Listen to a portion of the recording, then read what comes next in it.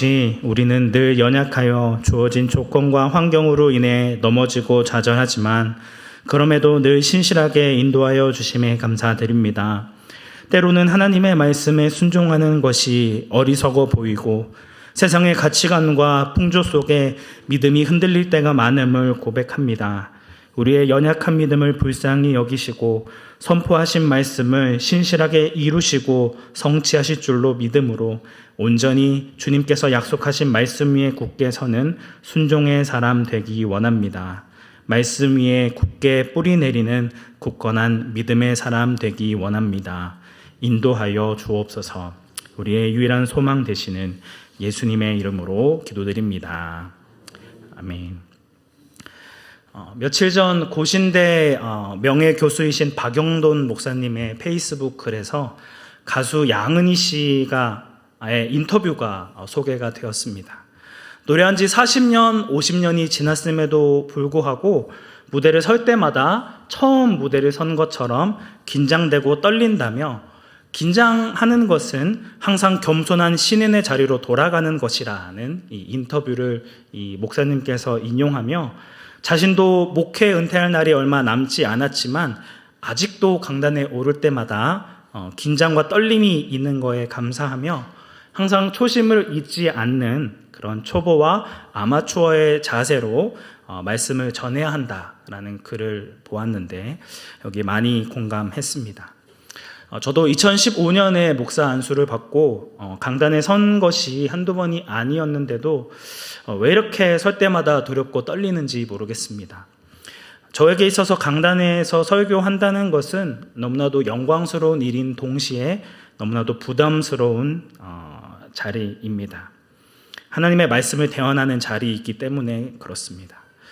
목사로서 하나님의 말씀을 강론할 수 있는 그런 권한이 주어졌는데 주어진 이 직무의 중요함에 비해 학문적으로나 인격적으로나 그만큼 준비가 되어 있지 않는 것 같아 두렵습니다. 하나님께서 맡겨주신 여러 사역들과 영혼들을 잘 목양해야 하는데 이를 잘 감당할 수 있을까라는 생각에 막중한 책임과 부담감이 밀려오기도 합니다. 그런데 오늘 본문에도 저와 같이 자신에게 주어진 직분 때문에 걱정과 두려움에 사로잡힌 사람이 있습니다. 그의 이름은 여호수아입니다. 여호수아의 여러 모습이 있지만 그 중에서 그의 용맹스러움을 가장 잘 보여주는 본문은 민수기 14장 말씀입니다. 모세는 가나안 땅을 정탐하기 위해 각 지파별로 한 명의 대표자를 뽑게 되는데 여호수아는 에브라임 지파를 대신하여 뽑힌 12명의 지휘관 중 한 명이었습니다. 하지만 40일 동안 가나안 땅을 정탐한 12명의 지휘관 중에 10명은 가나안 거주민의 강성함을 보고 지레 겁먹어 자신을 메뚜기라 비유합니다. 그리고 가나안 거주민과의 전쟁은 불가하다라는 것을 밝힙니다. 이 이야기를 들은 이스라엘 백성들은 자신들을 가나안까지 인도한 하나님을 원망하며 다시 애굽으로 돌아가자라고까지 말하게 이릅니다. 하지만 그때 여호수아는 갈렙과 더불어 하나님께서 가나안 땅을 주실 것임을 주장하였습니다. 민수기 14장 8절과 9절 말씀을 보시면 여호와께서 우리를 기뻐하시면 우리를 그 땅으로 인도하여 들이시고 그 땅을 우리에게 주시리라. 이는 과연 젖과 꿀이 흐르는 땅이니라. 다만 여호와를 거역하지는 말라. 또 그 땅 백성을 두려워하지 말라. 그들은 우리의 먹이라. 그들의 보호자는 그들에게서 떠났고 여호와는 우리와 함께 하시느니라. 그들을 두려워하지 말라. 참으로 담대한 모습이 아닐 수 없습니다. 여호수아와 갈렙은 제 아무리 강성해 보이는 가나안 거주민이라 할지라도 여호와 하나님께서 이스라엘 백성들과 함께 하시기만 하면 그들을 몰아내고 약속된 그 땅으로 들어갈 수 있을 거라는 확고한 믿음이 있었습니다. 이 믿음으로 말미암아 그들은 이 두 사람은 40년 동안의 광야 생활에서 죽지 않고 하나님의 약속하신 가나안 땅에 들어가는 유일한 사람이 됩니다. 하지만 오늘 본문에서 드러나는 여호수아의 모습은 방금 살펴보았던 용맹스러운 모습과는 너무나도 거리가 멀어 보입니다. 오늘 본문 5절 말씀을 보면 하나님께서 여호수아를 떠나지 않으며 버리지 않을 것을 말씀하시고 9절에서도 두려워하지 말고 놀라지 말라고 명령하고 계십니다. 하나님께서는 왜 여호수아에게 동일한 말씀을 계속해서 반복하고 있는 것일까요? 지금 현재 여호수아가 극히 두려워 떨고 있는 사실을 확실하게 강조하기 위함입니다.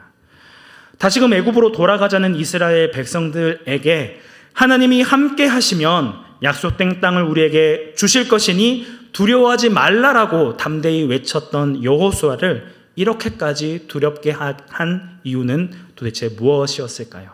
1절에서 그 답을 찾을 수 있습니다. 여호와의 종 모세가 죽은 후에. 모세가 누구입니까?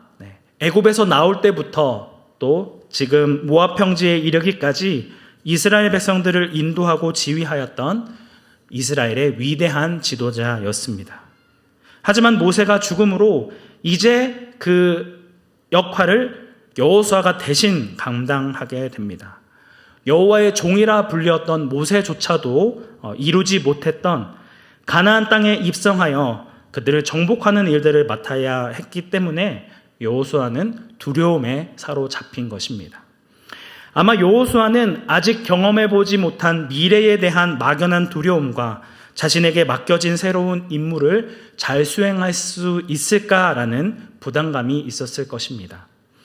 내가 과연 모세가 그러했던 것처럼 이스라엘 백성을 잘 인도할 수 있을까? 무슨 일이 생기기만 하면 득달같이 나에게 찾아와 또 불평불만을 늘어놓을 텐데 내가 이것을 다 감당할 수 있을까라는 생각을 했을 것입니다. 자신에게 맡겨진 일이 너무나도 무겁고 버겁게 느껴졌겠죠. 오늘날 우리에게도 동일한 두려움과 불안함이 있습니다. 자녀들의 문제, 직장에서의 문제, 금전적인 문제, 여러 인간관계에서 오는 문제 등 우리에게 찾아오는 수많은 문제로 인해 염려되고 낙심하고 또 두려움에 빠지는 경우가 있습니다. 우리의 삶에 예기치 않은 낙심과 두려움이 찾아올 때 우리는 어떻게 행동해야 할까요?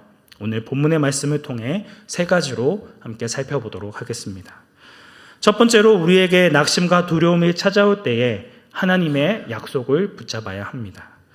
하나님께서는 두려움에 떨고 있는 여호수아에게 요단을 건너 가나안 땅을 향해 나아갈 것을 명령하십니다. 3절과 4절 말씀입니다. 내가 모세에게 말한 바와 같이 너희 발바닥으로 밟는 곳은 모두 내가 너희에게 주었노니 곧 광야와 이 레바논에서부터 큰 강, 곧 유브라데 강까지 핵 족속의 온 땅과 또 해 지는 쪽 대해까지 너희의 영토가 되리라. 여기서 3절의 말씀은 과거형으로 쓰여져 있습니다. 너희가 발바닥으로 그 땅을 밟기만 하면 다 너희의 땅이 될 것이라 말씀하십니다. 왜 그렇습니까? 이미 내가 너희에게 약속한 땅이기 때문에 너희가 할 일은 내가 이르는 대로 그 땅을 밟기만 하면 된다는 것입니다. 이 말씀으로는 부족했는지 4절 말씀에서는 구체적인 땅의 범위까지 상세하게 이야기해주고 계십니다. 여호수아와 이스라엘 백성들이 가나안에서 치루어야 할 이 전쟁은 이미 승리가 주어진 싸움, 이미 결과가 보장되어 있는 전쟁이라는 것입니다. 중요한 것은 이들이 하나님의 약속의 말씀을 믿고 가나안 땅에 들어가는 순종을 하느냐 아니면 가나안 사람들이 두려워서 하나님의 말씀에 순종하지 않느냐의 문제입니다. 약속된 땅에 들어가는 것은 하나님의 약속된 말씀을 믿고 순종하느냐 그렇지 않느냐에 달려 있다는 것이죠. 6절 말씀에서 하나님께서는 내가 그들의 조상에게 맹세하여 그들에게 주리라 한 땅을 이 백성에게 차지하게 하리라고 말씀하십니다. 이것은 내가 너희 조상들에게 약속했던 땅을 차지할 수 있도록 도와주겠다. 너희가 내 말을 믿음으로 순종하여 약속되어진 가나안 땅으로 나아가기만 하면 내가 적극적으로 너희를 도와주고 너희의 편이 되어주겠다라고 약속하신 것입니다. 이 말씀을 들은 여호수아가 보여야 할 마땅한 반응은 무엇일까요? 여호와의 말씀에 순종하여 요단을 건너 주께서 약속하신 그 땅을 향해 나아가는 것입니다. 자신이 맞게 될 미래에 대한 막연한 두려움이 있지만 하나님께서 약속하신 말씀을 신뢰하며 그 말씀에 순종하는 것입니다. 때로는 우리에게 처해진 현실의 삶이 하나님의 약속의 말씀과는 너무 동떨어져 있는 것 같이 느껴질 때도 있습니다. 하지만 두려움과 낙심이 찾아올 때 우리가 바라보아야 하는 것은 당장 우리의 눈앞에 있는 현실의 문제가 아닌 믿음의 주요 온전케 하시는 이인 예수 그리스도를 바라보아야 한다는 것입니다. 예수님께서 우리의 삶의 주인이시며 우리를 선한 길로 인도하심을 믿으십니까? 우리에게 처한 상황과는 상관없이 하나님의 약속을 붙잡고 끝까지 그 말씀에 순종하는 온사랑교회 성도님들이 되시기를 주님의 이름으로 축복합니다. 둘째로 우리에게 낙심과 두려움이 찾아올 때에 강하고 담대하라 명하시는 하나님의 말씀을 기억해야 합니다. 하나님께서는 여호수아에게 6절, 7절, 9절에 걸쳐 강하고 담대하기를 명령하십니다. 5절과 6절 말씀에서는 내 평생에 너를 능히 대적할 자가 없으리니 내가 모세와 함께 있었던 것 같이 너와 함께 있을 것임이니라. 내가 너를 떠나지 아니하며 버리지 아니하리니 강하고 담대하라고 말씀하십니다. 특히 9절 말씀에서는 너희가 강하고 담대해야 하는 것이 너희의 선택사항이 아닌 하나님의 명령임을 강조하고 있습니다. 우리 9절 말씀 함께 합독하도록 하겠습니다. 내가 내게 명령한 것이 아니냐 강하고 담대하라 두려워하지 말며 놀라지 말라 내가 어디로 가든지 내 하나님 여호와가 너와 함께 하느니라 하시니라. 아멘. 우리에게 여러 형태의 염려와 두려움이 찾아올 수 있지만 그럼에도 불구하고 우리가 강하고 담대함으로 하나님 앞에 나아갈 수 있는 이유는 우리가 어디로 가든지 여호와 하나님께서 우리와 함께하고 계시기 때문입니다. 하나님께서 여호수아에게 하신 이 약속의 말씀은 오늘날 우리에게도 동일하게 주어집니다. 하나님께서는 우리와 함께 하시며 약속을 신실하게 지키시는 아버지가 되십니다. 그의 택한 백성을 어떠한 상황 가운데서도 떠나지 않으시며 버리지 아니하십니다. 하나님께서는 우리의 연약함과 불순종에도 불구하고 우리를 그의 자녀 삼으시고 약속된 하나님의 나라의 상속자로 우리를 부르셨습니다. 이것이 우리에게 처한 눈앞의 상황에도 강하고 담대할 수 있는 유일한 이유입니다. 하나님께서 우리와 늘 함께 하신다는 사실을 기억함으로 어떠한 상황 가운데서도 강하고 담대하게 두려움과 맞서 싸우시는 온사랑교회 성도님들이 되시길 주님의 이름으로 축복합니다. 세 번째로 우리에게 낙심과 두려움이 찾아올 때에 하나님의 말씀을 항상 가까이 하고 주야로 묵상해야 합니다. 왜 하나님의 말씀을 주야로 묵상해야 합니까? 하나님께서 우리와 함께 하시며 우리를 가장 선한 길로 인도하신다는 사실은 지식적으로 너무나 잘 알고 있지만 우리가 너무나도 쉽게 이러한 사실을 잊어버린다는 이유 때문입니다. 그래서 삼위 하나님께서 우리를 구원하시기 위해 행하신 그 놀라운 은혜를 잊어버리지 않도록 7절과 8절의 말씀을 주십니다. 우리 7절과 8절 말씀 함께 합독하도록 하겠습니다. 오직 강하고 극히 담대하여 나의 종 모세가 내게 명령한 그 율법을 다 지켜 행하고 우로나 좌로나 치우치지 말라. 그리하면 어디로 가든지 형통하리니 이 율법책을 내 입에서 떠나지 말게 하며 주야로 그것을 묵상하여 그 안에 기록된 대로 다 지켜 행하라. 그리하면 내 길이 평탄하게 될 것이며 내가 형통하리라. 아멘. 하나님께서는 여호수아에게 모세가 이스라엘 백성들에게 가르치고 명령했던 말씀을 다 지켜 행하라고 말씀하십니다. 성도 여러분, 다 지켜 행하라는 이 말씀을 주목하시기 바랍니다. 이 말씀은 내게 편한 말씀, 내가 원하지 않는 말씀, 그리고 내가 충분히 지킬 수 있는 몇 가지 말씀만을 지키라는 의미가 결단코 아닙니다. 하나님의 말씀대로 행하는 것이 힘들고 부담스러워도 하나님이 주신 모든 말씀을 철저히 지켜 행하라는 명령입니다. 그런데 이것을 행하는 것이 가능한 일입니까? 우리의 능력으로는 불가능한 일입니다. 그렇기 때문에 더욱 겸손히 주님의 은혜를 구하게 됩니다.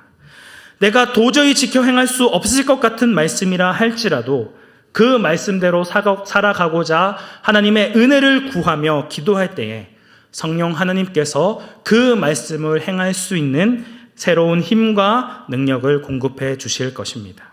이것이 하나님의 말씀을 듣고 그 말씀에 순종하고자 하는 마땅한 태도라고 하는 것이죠. 하나님의 말씀을 늘 가까이 하며 그 약속되어진 말씀을 지켜 행하고자 주님의 은혜를 구할 때에 하나님께서는 우리의 연약한 의지와 부족함에도 불구하고 우리를 도우시고 함께 하시는 신실한 분이라는 사실을 더욱 깊이 알아가게 됩니다. 또한 그 말씀의 기준이 더욱 분명하고 선명해지므로 더 이상 다른 사람의 말이나 행동에 휘둘려서 좌로나 우로나 치우치지 않을 수 있습니다. 히브리서 4장 12절의 말씀과 같이 하나님의 말씀은 살아있고 활력이 있어 좌우의 날선 어떤 검보다도 예리하여 혼과 영과 및 관절과 골수를 찔러 쪼개기까지 하며 또 마음의 생각과 뜻을 판단하시기 때문에 우리가 정직하게 하나님의 말씀 앞에 서고자 한다면 우리의 불신앙과 불순종이 낱낱이 드러나게 되어 있습니다.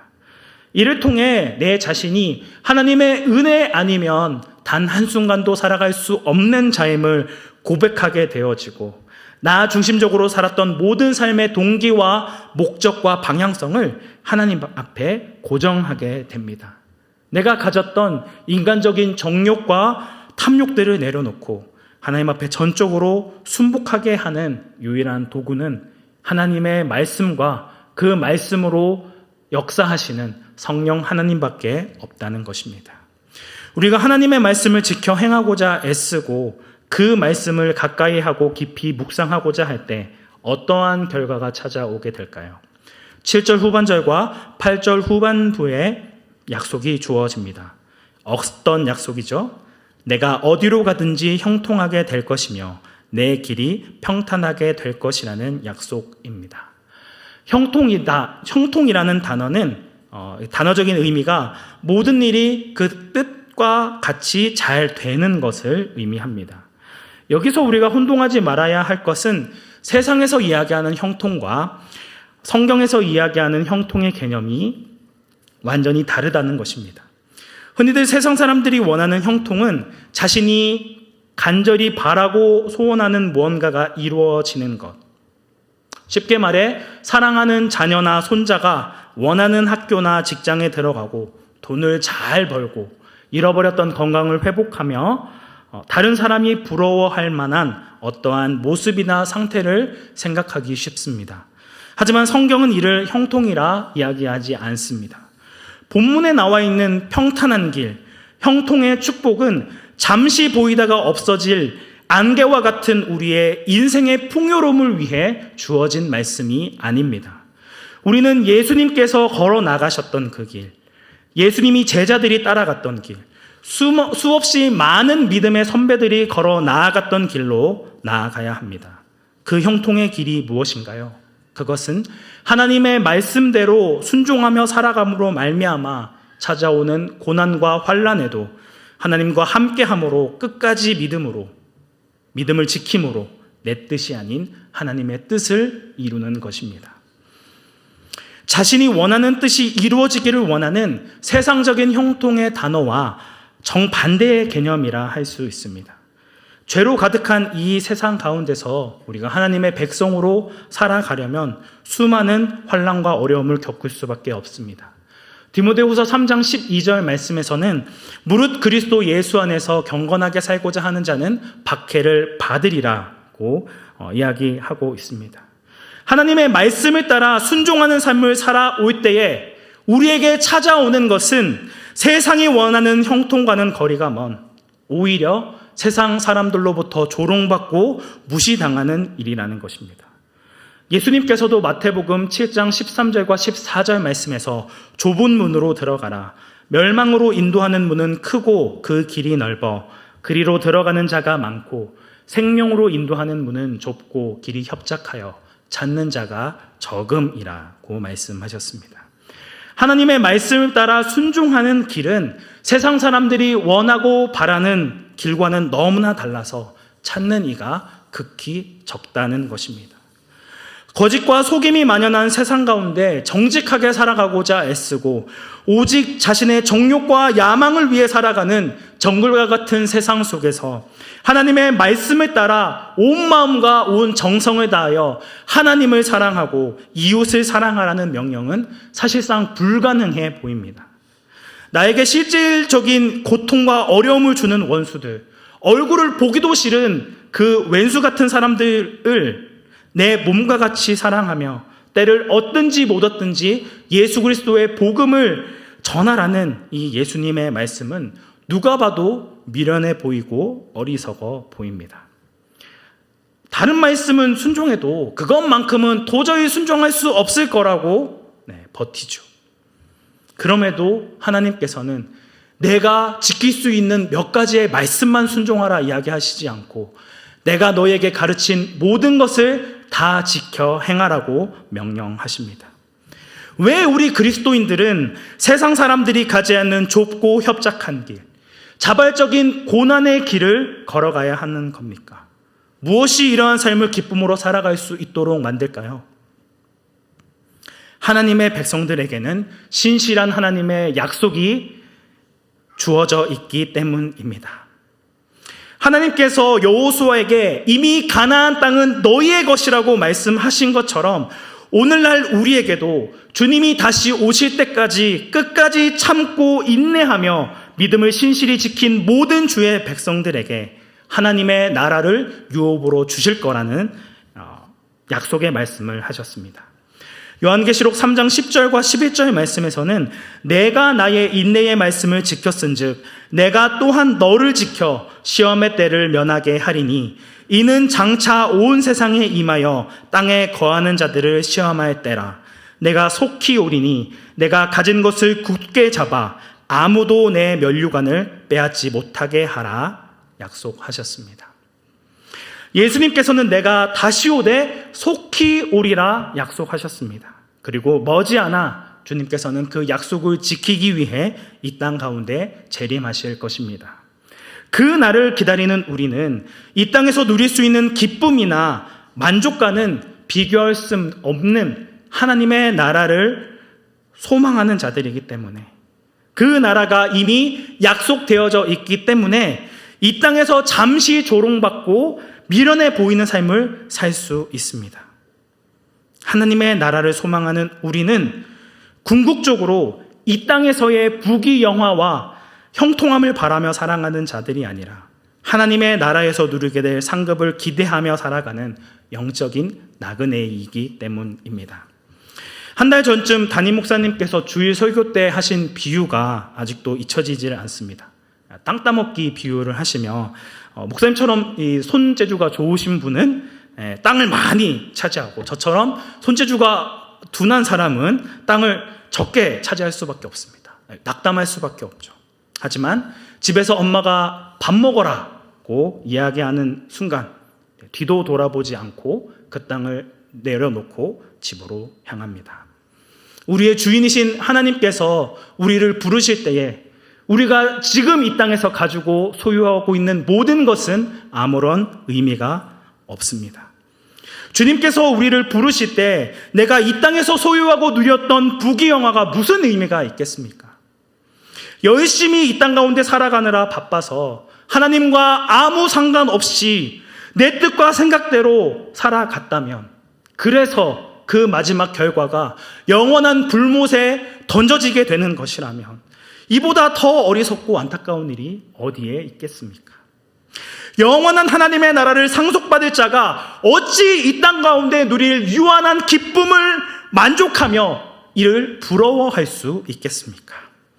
자신의 쾌락과 형통한 삶을 위하여 수단과 방법을 가리지 않는 이 세상 가운데서 우리가 행해야 할 것은 약속된 하나님의 말씀을 신뢰하는 것입니다.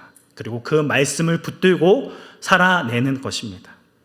때로는 말씀을 따라 순종하며 살라는 이 말이 너무나도 미련해 보이고 이렇게 힘들게 사는 것이 정말 하나님의 뜻이 맞는가 의심되어져서 마음이 약해지고 두려울 때도 분명히 있을 것입니다.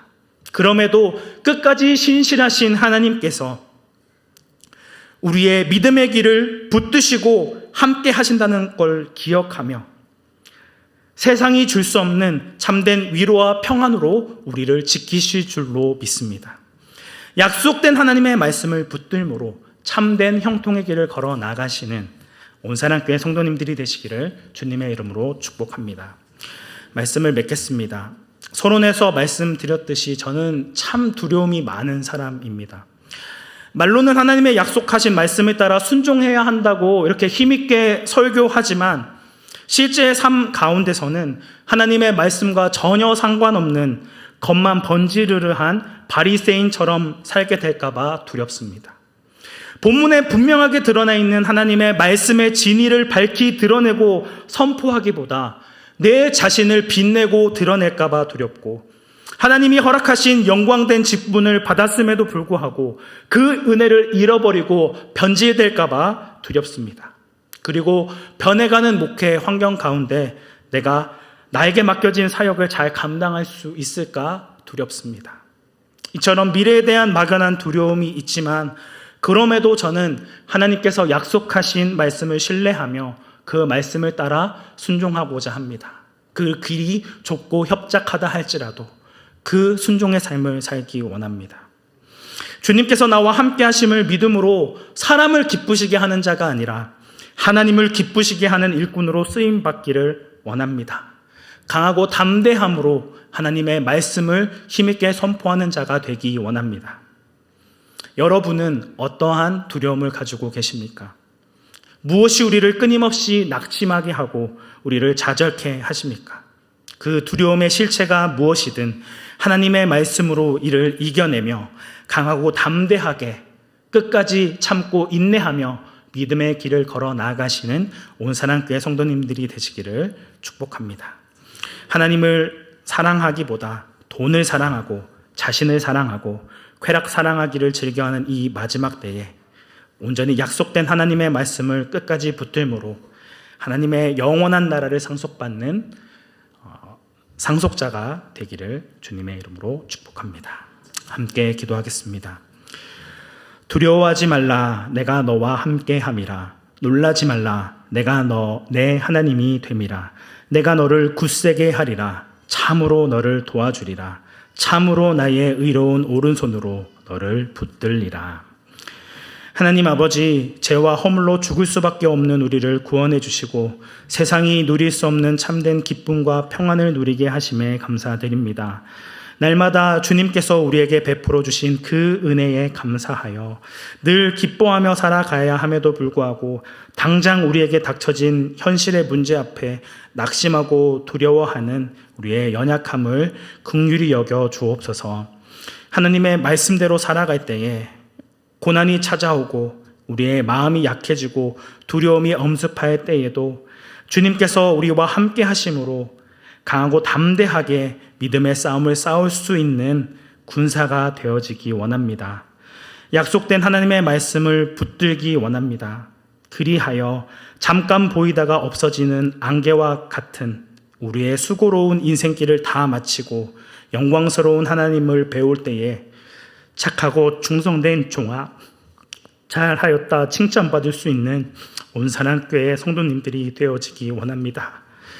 긍휼히 여겨주시고 붙들어 주옵소서. 우리의 유일한 구원자 되시는 예수님의 이름으로 기도드립니다.